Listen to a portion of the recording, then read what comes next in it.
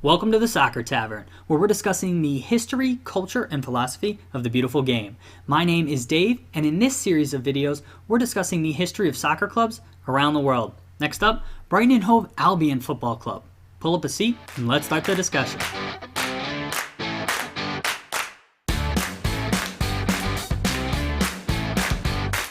Brighton Hove Albion FC is located in the far northeastern part of the town of Brighton. It is located in the city of Brighton and Hove, which are two separate towns that have since become one city.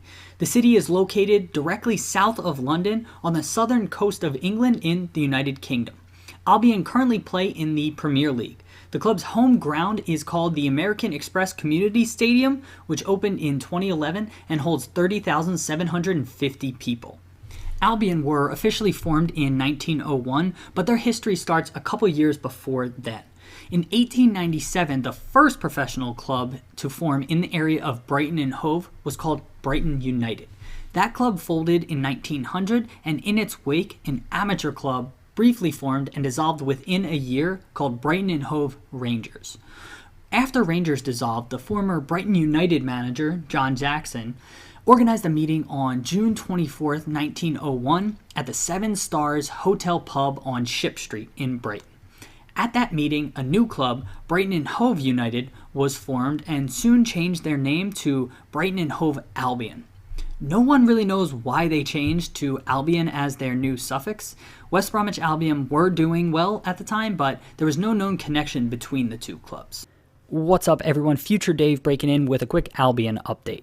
After recording this video, I discovered that Albion is actually the earliest known name for the island of Britain.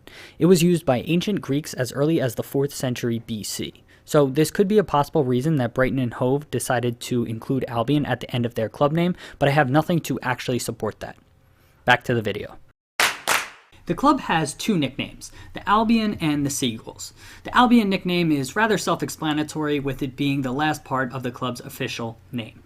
The Seagulls nickname has a little bit murkier of an origin story. Brighton and Hove is located on the southern coast of England and has many seagulls given its proximity to the water. There's an unconfirmed report that on Christmas Eve in 1975, some supporters stumbled into some Palace fans at a local pub.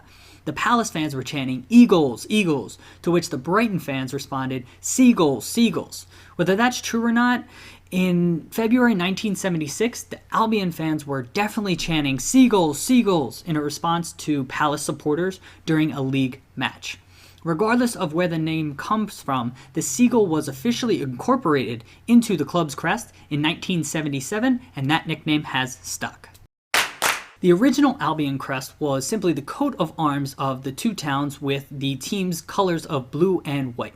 The blue was a fisherman's blue, obviously in reference to the two towns being on the water.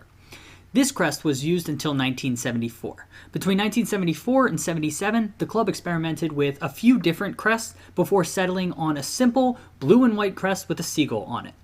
Over the years, they've updated the crest and colors, including adding red for a few years, but the same basic crest is what's used today. The seagull has flipped to be facing east instead of west, and colors have been slightly updated, but it's more or less the same logo first used in 1977. We've already discussed where the seagull comes from and the colors, so this is one of the more simplified backstories regarding club crest in all of the Premier League. Now let's talk about three of the most important events in the club's history. On May 5th, 1979, Albion made the 350-plus mile trip to Newcastle United for their final match of the league season in the second division. Albion needed all 3 points to guarantee promotion to the first division. Newcastle's bitter rivals Sunderland were hoping to snatch promotion spot at Albion's expense during this time. Albion got first half goals from Brian Horton, Peter Ward, and Jerry Ryan, and only conceded a late consolation goal to the hosts. It was a weird dynamic in the stadium, as Newcastle supporters were also cheering for Albion because of their bitter rival Sunderland's involvement in the whole situation. And there were also 10,000 traveling fans for Albion. At the final whistle, everyone celebrated, which carried over into an absurd train ride home with a celebration. The next most important event in Albion's history happened on May 3rd, 1997.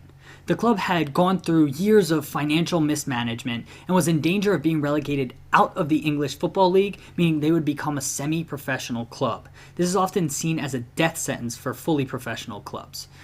On May 3rd, the club were playing Hereford United, and both clubs were tied on 46 points, with the Seagulls ahead just on goal difference. Albion needed to win or draw the match to remain a fully professional team.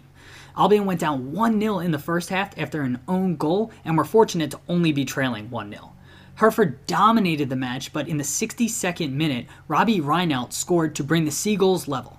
Albion held out the rest of the match against Hereford's unrelenting pressure and remained in the Football League. The final important event I'd like to discuss is a rather recent one. The Seagulls have steadily climbed the divisions over the years since that dramatic day in 1997, before finally gaining promotion back to the First Division.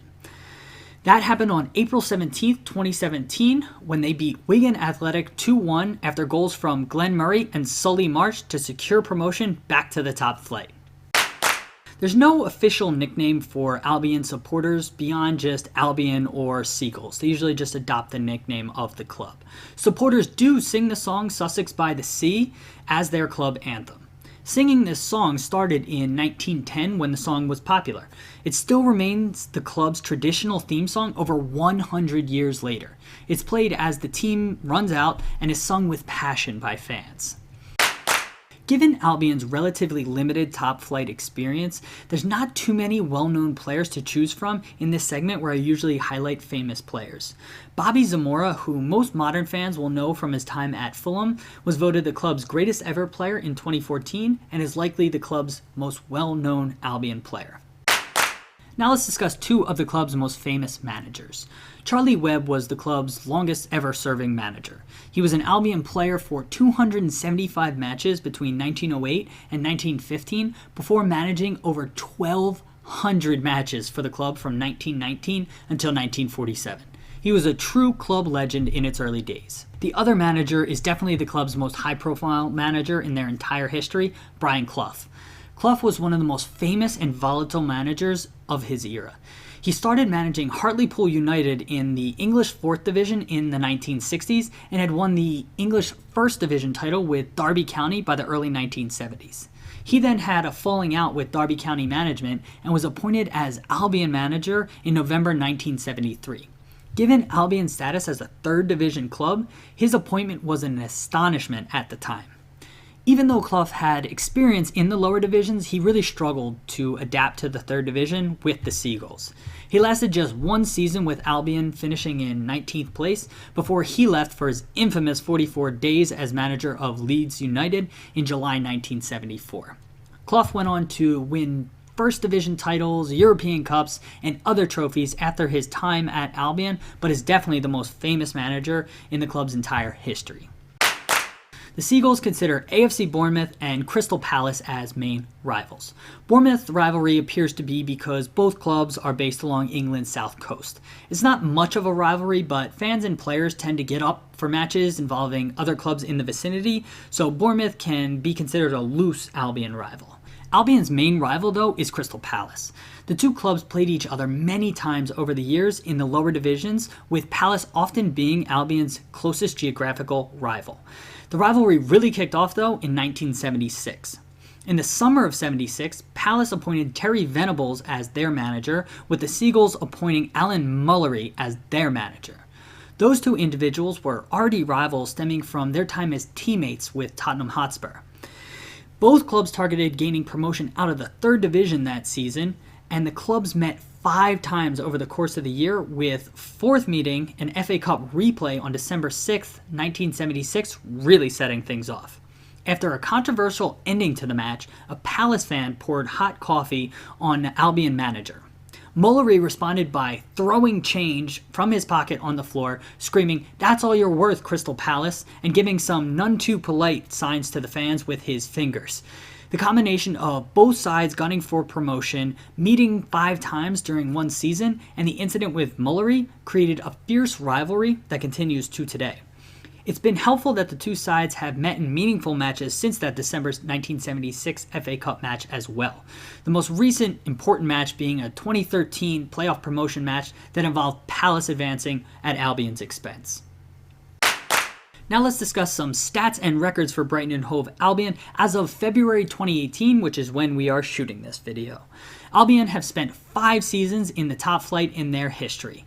The club has no major trophies, though they do have a handful of lower division champions trophies. They were the FA Cup runners-up in 1983, and their biggest ever trophy came in 1910 when they were crowned champions of England after winning the FA Charity Shield match, which we now know as the Community Shield. The club's record first-team appearance holder is Ernie Tug Wilson with 556 appearances. The club's record goal scorer is Bert Stevens with 174 goals. The club's record transfer purchase was Jürgen Lochadia from PSV Eindhoven on January 18, 2018 for about £14 million. And the club's record transfer sale was Leonardo Ulloa to Leicester City FC on July 22, 2014 for about £8 million.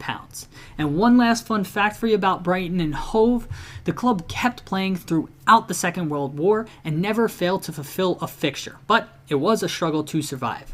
Under the wartime regulations, manager Charlie Webb often called upon players from other clubs who were serving with the army in the area. Also, on some occasions, he even had to draft soldiers from the crowd right before the match to complete a starting 11. So, there you have it. A bit of history on Brighton and Hove Albion Football Club. Let's continue the discussion in the comments section below the video. Thanks for stopping by the Soccer Tavern. Hope to see you again soon. Cheers!